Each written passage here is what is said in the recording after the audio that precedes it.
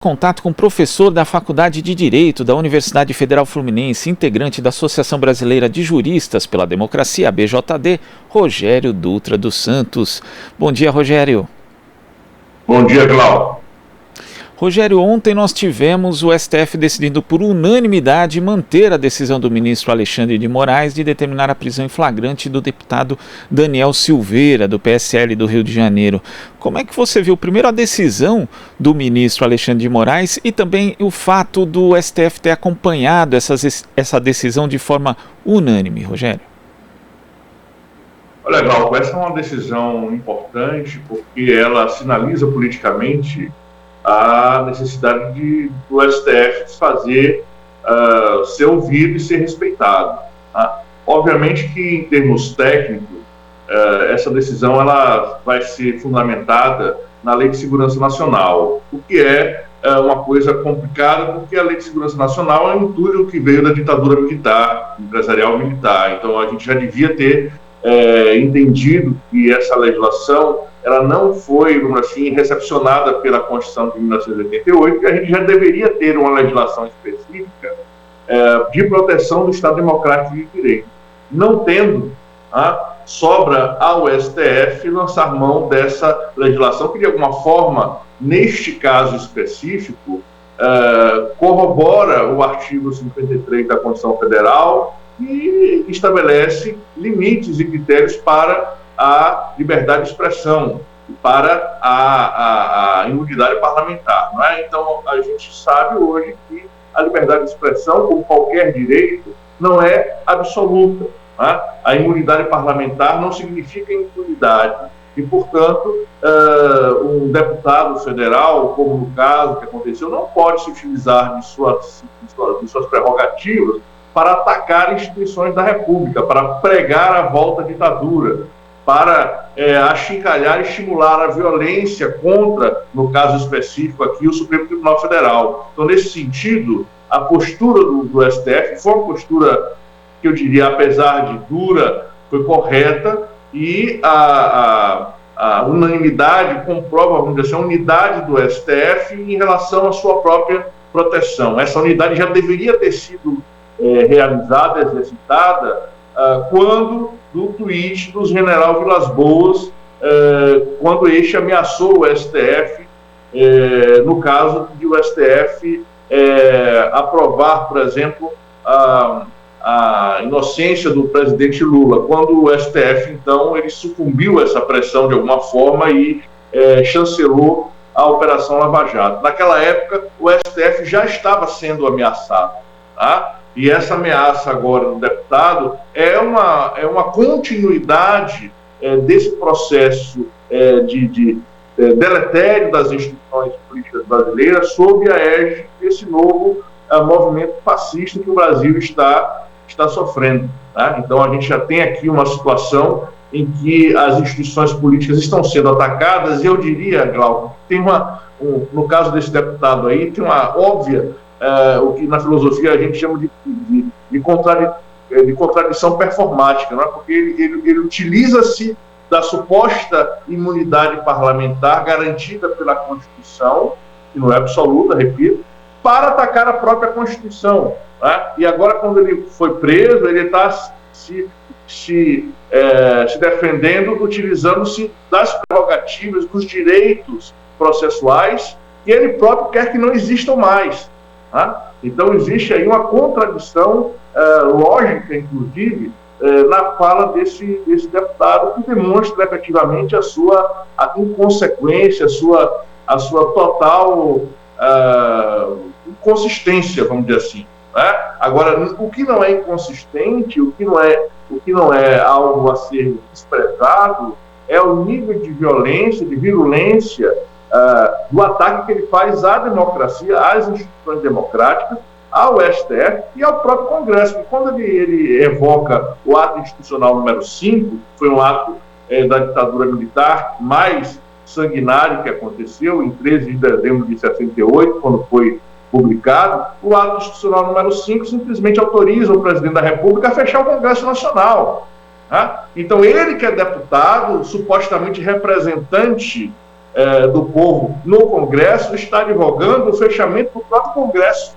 Então isso é inadmissível e eu acredito que a gente tem que responder duramente a esse tipo de ataque, enquanto ainda é possível responder, né?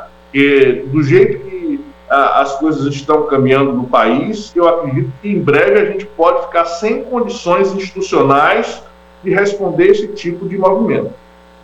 Agora, Rogério, vou até ler aqui um tweet, né, uma postagem do ministro do STF, Gilmar Mendes, feita agora há pouco, às 8h09 da manhã. Ele diz o seguinte: a decisão do plenário do STF de ontem jamais teria sido possível não fosse a atuação corajosa da presidência do ministro Dias Toffoli ao instaurar o inquérito das fake news em 2019. De lá para cá, fatos gravíssimos foram revelados. O Estado de Direito precisa ser sempre zelado.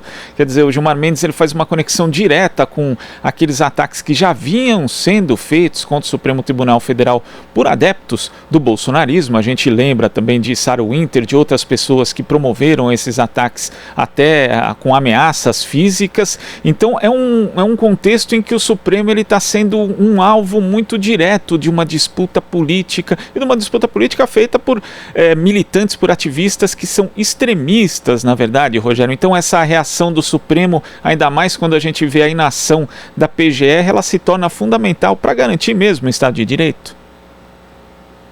Certamente, Glauco, o que o Gilmar está dizendo, em outras palavras, né, quando ele lembra que a decisão do ministro Alexandre de Moraes se baseou no inquérito sobre as fake news que o STF abriu de mão própria para investigar esses ataques à democracia, é uma fala direta que o Gilmar está estabelecendo nesse tweet aí, em relação à própria família Bolsonaro, porque é fato notório, apesar de correr em segredo de justiça, que um dos prováveis implicados no inquérito da fake news é um dos filhos do Jair Bolsonaro. Então, a gravidade dessa situação, né, em que um correligionário direto e que está sendo defendido com todas as palavras pelos próprios filhos do presidente da República, hoje, né, ontem e hoje, é sinal de que o STF entendeu o que está acontecendo, né? E o que está acontecendo é um ataque orquestrado à democracia brasileira. Se essa atividade desse deputado foi uma atividade aparentemente isolada, né, foi de mão própria, ele próprio decidiu fazer aquilo, isso não significa dizer que esse ataque ao STF ele está fora de um contexto maior de ataques sistemáticos ao STF, feitos por essa camarilha, por esse grupo político de perfil claramente fascista. Né? Então, quando a gente fala extremismo, talvez não seja uma palavra tão precisa quanto o fascismo.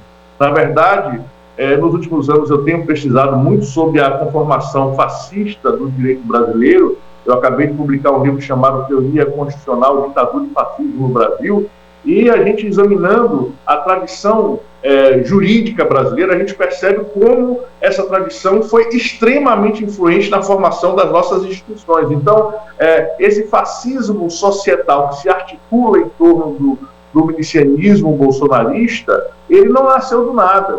Nós estamos embebidos em uma tradição não só autoritária, mas de origem fascista, que vem lá dos anos 30, inclusive com o integralismo brasileiro, que à época arregimentou milhares e milhares de seguidores, nos anos 30, com o Plínio Salgado. Então, não é novidade na história brasileira esse tipo de movimento antidemocrático que quer destruir as instituições estabelecidas pelo Estado Democrático de Direito, por uma Constituição democrática, e nós precisamos, enquanto tivermos condição, não só as instituições, mas nós, enquanto cidadãos organizados, repudiar veementemente esse tipo de atitude, porque esse tipo de atitude é que pode nos levar para uma situação de fechamento do regime, para uma situação de ditadura real. Isso não é descartado hoje. Ainda mais com o presidente da República o tempo todo dizendo que não aceita o resultado eleitoral, mesmo tendo sido eleito, que é um negócio interessante, né? Porque ele não aceita que que ele tenha sido encaminhado para o segundo turno, ele acha que isso é fraude, ele não respeita as instituições democráticas e ele prega constantemente contra essas instituições, né, que pelas vias democráticas, apesar das fake news e apesar das fraudes eleitorais que o TSE deveria ter investigado, mas não o fez, o levaram à presidência da República. Então, existe claramente aqui uma articulação, né, que passa do simbolismo, que passa do simples discurso, da boca para fora, mas se torna cada vez mais claramente uma articulação real política envolvendo forças importantes da República contra as próprias instituições republicanas. E isso a gente deve repudiar veementemente, deve lutar enquanto ainda há tempo.